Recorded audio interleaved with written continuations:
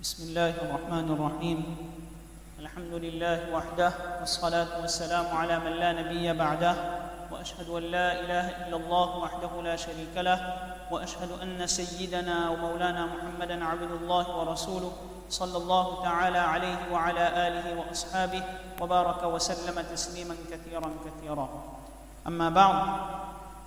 Mes frères, une bonne partie des enseignements de notre dîn, notre belle religion de l'islam, est dédiée au développement du akhlaq, du bon caractère. En effet, nos pieux prédécesseurs, nos ulama, ils ont classifié l'intégralité des enseignements de la charia en 5 branches, 5 départements. Nous pouvons retrouver parmi ces 5 branches, par exemple, la branche qui est dédiée aux imaniyat, aux croyances.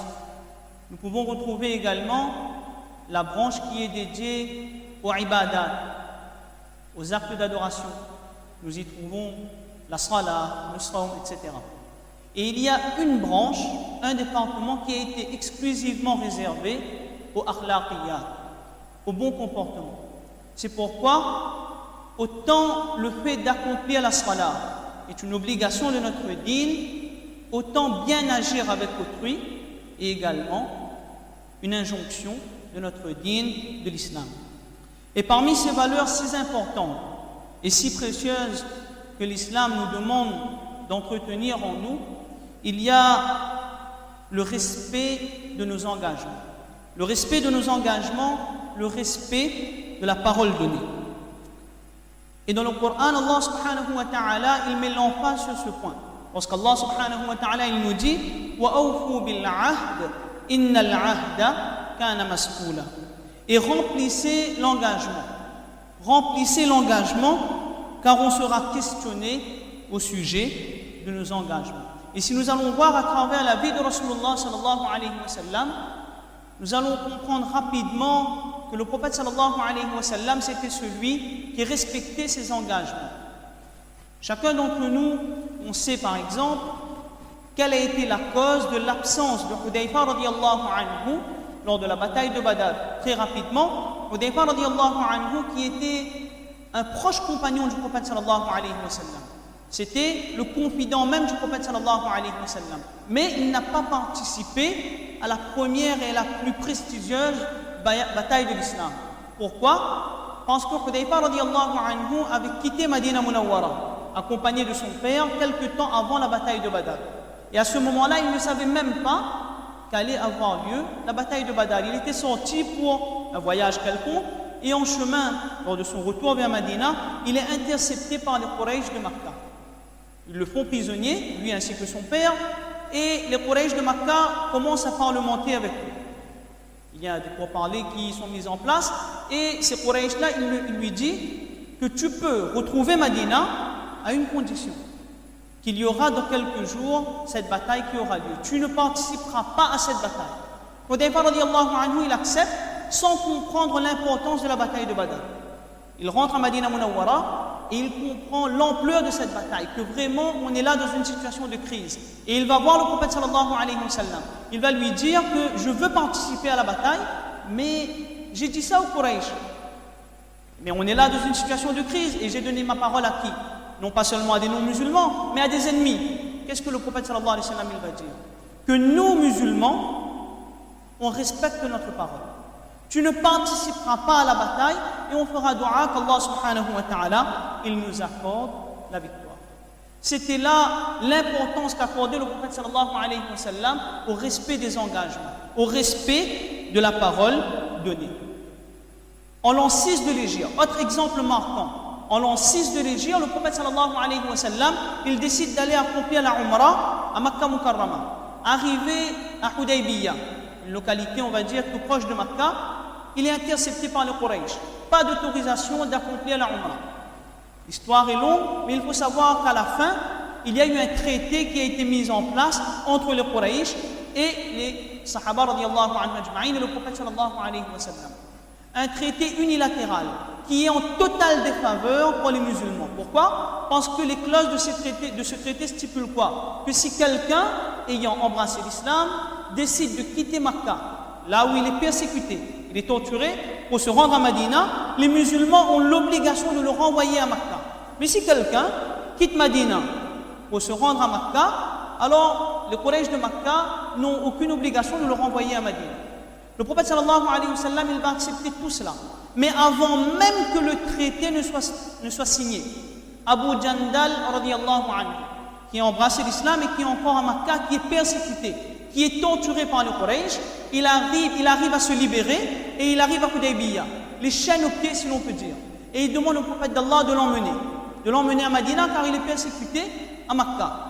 Le prophète sallallahu alayhi wa sallam, il commence à parler à ses Quraysh en leur disant que le traité n'est pas encore signé. Donc on peut l'emmener. Les Quraysh disent non, tu es un prophète, ben respecte ta parole. Le prophète sallallahu alayhi wa sallam, il va respecter sa parole. Il va renvoyer Abu Jandal à Makkah Mukarrama, tout en sachant que le prophète sallallahu alayhi wa sallam, c'était qui? C'était cette personne qui ne prenait jamais la revanche lorsqu'on lui faisait du tort. Mais lorsqu'on attaquait ses compagnons, il ne laissait pas passer. Mais là, il va accepter que l'on renvoie Abu Jandal à Makkah pour respecter sa parole, pour respecter son engagement. Donc c'était là l'habitude du prophète sallallahu alayhi wa sallam de respecter ses engagements et de respecter ses promesses, respecter la parole, d'honorer la parole qu'il avait donnée. À nous maintenant d'adopter cette qualité. Mais il faut bien comprendre que les engagements que nous devons respecter sont de différentes natures. Il y a déjà l'engagement le plus important que nous avons passé envers Allah subhanahu wa ta'ala, notre Créateur. Cet engagement que nous avons passé avec Allah de l'adorer, déjà de le reconnaître, d'avoir iman en lui, mais également de l'obéir. Dans le Coran, Allah subhanahu wa ta'ala nous rappelle l'engagement que nous avons pris dans le monde des âmes. Alastu bi rabbikum. Allah nous a demandé, est-ce que vous me reconnaissez comme Rabb? Qu'est-ce qu'on a dit? Chacun d'entre nous, chaque être humain qui un jour a vu le jour de ce dunya et qui verra le jour jusqu'au qiyamah de ce dunya. Chaque personne à ce moment-là a dit, qalu bala shahidna. C'est sans aucun doute tu es notre Rabb. Nous témoignons de cela. Nous avons donc pris l'engagement d'adorer Allah.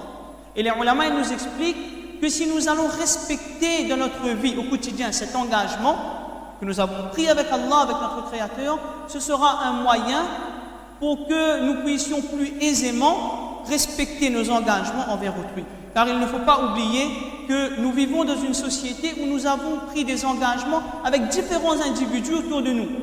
Et nous devons, en tant que musulmans, respecter ces engagements. Que ce soit envers notre famille, notre épouse, nos enfants, nos parents, ou encore nos voisins, ou encore toutes les personnes que nous côtoyons au niveau professionnel ou social, qu'ils sont musulmans ou non, mais également l'engagement qu'on a pris auprès de notre administration. En tant que citoyens français, nous avons pris l'engagement de respecter les lois de notre pays. Nous devons donc respecter ces lois en tant que citoyens, mais en tant que mu'min, en tant que croyants. Et lorsque nous allons agir ainsi, il faut bien comprendre que lorsque nous allons agir ainsi, en respectant nos engagements, en honorant notre parole, mais de façon plus générale, en bien se comportant envers autrui, nous allons devenir des véritables da'i, des personnes qui vont montrer le visage authentique de l'islam aux autres. Dans cette époque actuelle où nous vivons, où tout est fait pour divulguer un message erroné de notre dîne. Et avant de conclure, je vous citerai un épisode de l'histoire islamique. Il faut bien comprendre qu'à l'époque du calife Abdul Malik ibn Marwan, c'est à ce moment-là, à cette époque de l'histoire islamique, que l'islam est arrivé en Inde, et plus précisément dans la région du Sindh. Et c'est qui a été cette première personne qui a emmené l'islam en Inde? C'était un jeune de 17 ans qui se nommait Muhammad ibn Qasim al-Thaqafi, rahimahullah ta'ala. Et après avoir emmené l'islam dans cette région de l'Inde, il a gouverné pendant plusieurs années à cet endroit. Il nous est rapporté que lorsque le gouverneur, l'Amir au Hijaz, Abdul Malik ibn Marwan, il a fait rappeler Muhammad ibn Qasim al-Thaqafi dans la péninsule arabique, il a donc quitté l'Inde. Il a gouverné à ce moment-là sur des musulmans, mais également sur des hindous.